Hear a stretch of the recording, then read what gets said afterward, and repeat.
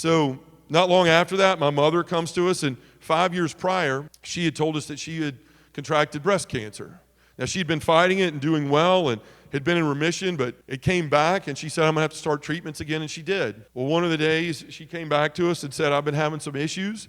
Turns out it's not just the cancer. I've got 3 blockages in my heart, and they've given me a choice. Either I stop the treatments, the chemo treatments, and have the surgery for my heart, or if I don't, I'll have a heart attack, or I can risk not having the surgery until the chemo's over, and then I can have the heart surgery. But if I elect to stop and have the surgery, then the cancer could come back and spread. They chose to have this heart surgery, and everything seemed well. Well, one day I was working up in my sales territory. I was right outside of Memphis, and I remembered that my parents were in Memphis going to a cancer doctor's appointment for my mother. Now, my mother always wanted me around, but again, I was too selfish. When I was single, I'd go to Thanksgiving and get out of there right after dinner. I'd go to Christmas and get out of there right after dinner because there was always a party to get back to. There was always something I was going to miss out on. And so I'd moved away from my mother and my father. They had retired back down to where they came from in Mississippi. They built a retirement home. They were trying to sell their house in Memphis, but they hadn't done that yet, so they were going back and forth.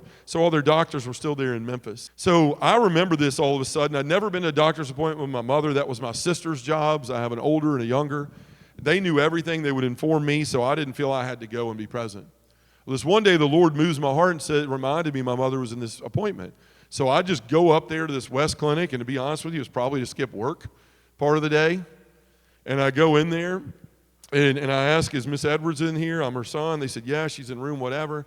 I go back there, and I walk in, and my mother's like, John, what are you doing here? It's so great to see you. What a surprise. Oh, my gosh, what a blessing. And my father was his usual jovial self. Son. Yeah, that was his answer.